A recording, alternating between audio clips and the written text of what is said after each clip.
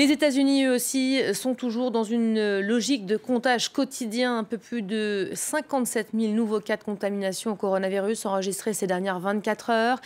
Sacrée épine dans le pied de Donald Trump, à moins de 100 jours maintenant de l'élection présidentielle. Les dossiers s'accumulent sur le bureau de la Maison-Blanche. Crise sanitaire, crise économique, crise ouverte également à Portland entre une partie de la population et sa police. Une situation tendue devenue un enjeu national ou presque. Depuis la mort de George Floyd, les affrontements dans cette ville de l'Oregon sont quasi quotidiens. Regardez un peu ces images qui datent à peine de quelques heures. Bruno Darroux, bonjour.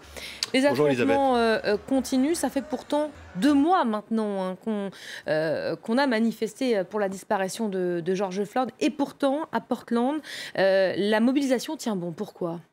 Oui, alors à Portland, qui est devenu un peu une forme de symbole national, vous l'avez dit, mais pas qu'à Portland, il y a d'autres villes qui sont touchées. Alors effectivement, pourquoi ça dure 2 mois après la mort de George Floyd ? D'abord parce que la colère des manifestants est encore intacte.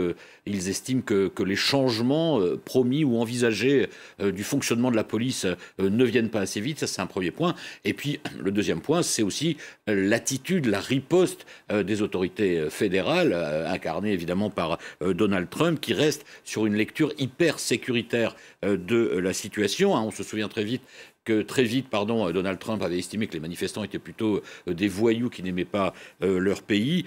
Il y a eu aussi effectivement des incidents, des bâtiments publics attaqués, et donc cette décision du président américain d'envoyer les agents fédéraux dans plusieurs villes, notamment à Portland, et pour commencer à Portland, contre la volonté des maires. Et alors, ce qui se passe là ces dernières heures, Elisabeth, c'est que les maires de certaines grandes villes américaines, de 6 villes américaines, se rebiffent. Ils estiment que les autorités fédérales commettent un abus de pouvoir en envoyant ces agents fédéraux contre leur volonté, sans aucune coopération.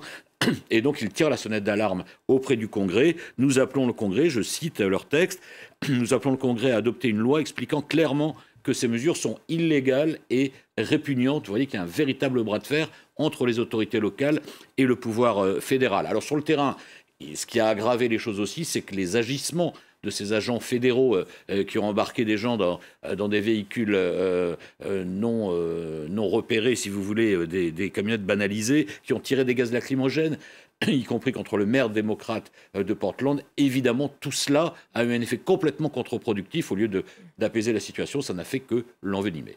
Voilà, ça a eu complètement l'effet inverse finalement, voilà, ce durcissement. On imagine que tout cela est calculé. Ça fait partie de la stratégie de Donald Trump. Je le disais, on a moins de 100 jours maintenant l'élection présidentielle. Oui, bien sûr. On se rapproche de l'élection présidentielle. Les sondages ne sont pas bons pour Donald Trump.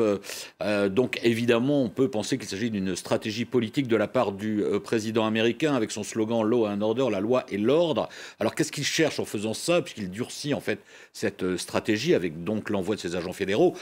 Forcément, on se dit qu'il veut parler à son électorat qui lui cherche la sécurité au maximum, pour qui les manifestants là dans les villes américaines sont des espèces d'anarchistes. Donc c'est à eux qu'il parle et c'est son calcul. Il se dit qu'il faut absolument, s'il veut s'en sortir le 3 novembre, mobiliser son électorat au maximum. Mais évidemment, c'est une stratégie risquée qui met l'Amérique en crise, qui clive dangereusement la population. Donald Trump, en fait, a fait de cette crise sociétale une crise politique, un combat politique contre les démocrates qu'il accuse de laxisme, de manque de leadership. Mais du coup, on est dans une période de très grande tension pour cette campagne électorale qui déjà est très particulière en période de Covid-19.